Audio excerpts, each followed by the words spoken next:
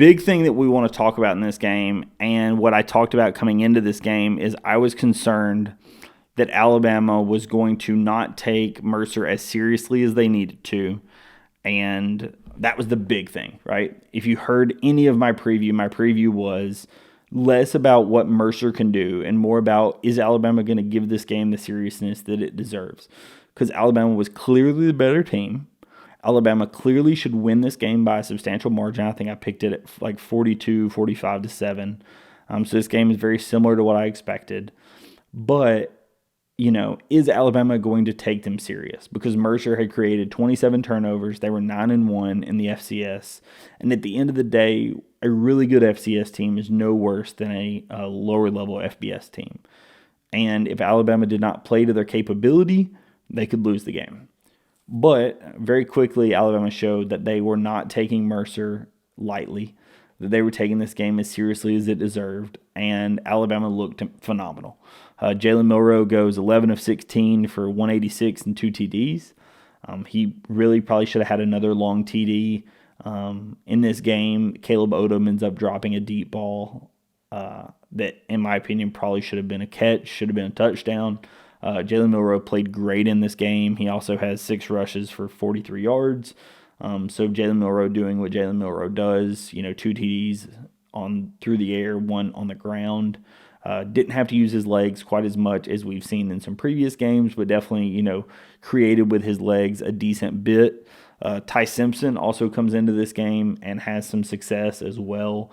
Ty Simpson has a just phenomenal escape that was just a Houdini-like play. Honestly, really felt like a Johnny Manziel play against Alabama when he threw it up to Mike Evans. Ty Simpson escapes the sack, ends up throwing it up to Cuevas. Cuevas gets tackled on the 1-yard line, and then Alabama punches it in. But it really felt like one of the old Johnny plays where he threw it up to Mike Evans, after he just barely escapes the sack. But the big thing is that Alabama, again, took this game as seriously as it deserved and executed in all facets of the game. The other one was Austin Mack. Austin Mack had a really awesome throw to Rico Scott. Really put it exactly where it needed to be. That was the big thing in this game. If you notice, is that Alabama played actually 5 quarterbacks. When the 5th quarterback came in to take the knee at the very end of the game, I actually had to look him up on the roster. He was currently our scout team quarterback on the roster, and our players were kind of asked about it after the game, what it was like to get the scout teamers in for the very end, and they were like, it was super cool, them getting some level of recognition, them being able to see the field in an actual game, even if it's just to kneel it out, but them getting a snap of real game experience was kind of cool. So in general, I thought that Alabama played this game about as well as you could have asked. Mercer, to their credit, was not bad. There were some moments that Mercer had that really were pretty good. Their quarterback, Whit Neubauer, there was a lot on the broadcast about him being an Alabama football fan growing up. He had the Alabama bedspread, and it was cool seeing his parents, watch him compete in Bryant-Denny Stadium. He had a really cool throw that was an absolute phenomenal catch by Kendall Harris, and Harris was just absolutely incredible with this catch. It was a one-handed catch in the end zone. Just, kind of good defense, but better offense beats good defense kind of situation. And again, props to them. Mercer tried to put up as much of a fight as they could, but Alabama's defense, causes 3 turnovers and really imposes their will in this game. Alabama, again, I looked at this as, is Alabama going to take this game seriously? You just won a big game in Death Valley. Now, are you going to take this game with the seriousness it deserves? And the answer was yes, which is awesome to see.